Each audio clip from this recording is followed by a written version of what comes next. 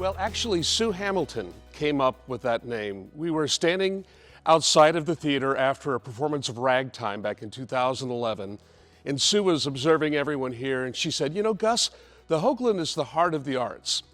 And the reason for that, and we were discussing that, was that it's not just theater. It's not just orchestral music, it's not just choral music, it's not just dance, ballet, folk dance, visual art, spoken word, film, it's all of that. All of the art forms are encompassed under one roof. And all of those organizations come together, share their talents and their abilities with one another.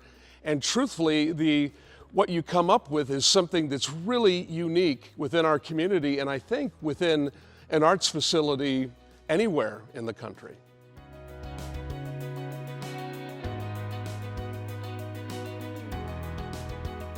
Gosh, there have been some fantastic performances here.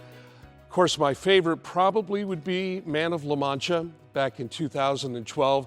That was a spectacular production, and just the size of it was overwhelming. The set, the scope of the piece was absolutely beautiful. It was a wonderful performance. We sold out every performance, and that was an emotional experience that the cast really grew together with that one, and that's one that I'll remember forever. From the administrative side of things, a couple of really important moments. One was when we paid off the mortgage in 2015. When I started here, the mortgage was $27,000 a month. Let that sink in. $27,000 a month just for the mortgage. That was killing us. But finally, in 2015, we put that to bed. We have been debt-free pretty much ever since. So that's a remarkable moment. Then the other remarkable moment probably would be getting through the pandemic. At the start of the pandemic, we all thought we are on borrowed time. We have this much in the bank, and how long will that last us with no earned income? But a remarkable thing happened. Donors started coming forward one at a time and say, "Hey, here's a check." Well, they didn't say, here's a check in front of me because we were all socially distanced, but they sent it in the mail. And they said, "We know you're in trouble. We know you're not selling any tickets or classes or rental. Hopefully this little check will help you tide yourself over until this thing ends."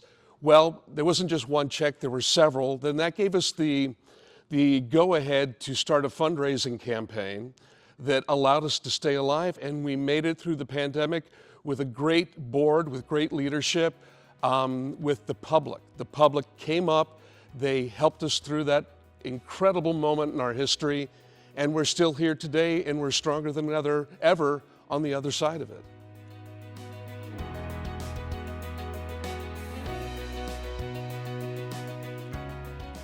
My vision for the next 20 years is for this building to be totally self-sufficient.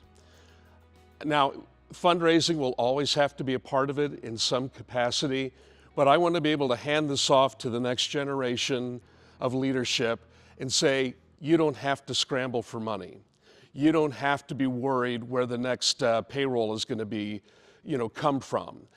It's stable. Now go forth and make it even stronger, make it even better, make it even more vital for the community.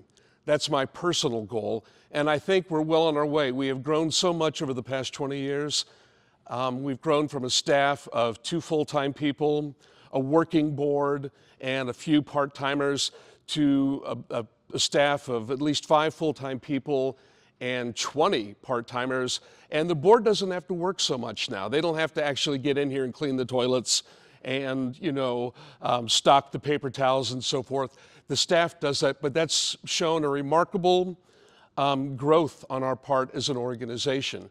We're 20 years old, and like a lot of 20-year-olds, we are in college right now. We are learning how to be self-sufficient, and hopefully by the time we graduate, we'll be ready to go and take care of business.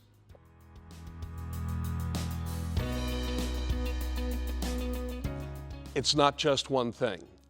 Don't just think, oh, that's the building where I drop my child off for classes, or that's the building where the Watercolor Society puts up their artwork, or that's the building where they do shows. We do all of those things. Take a chance.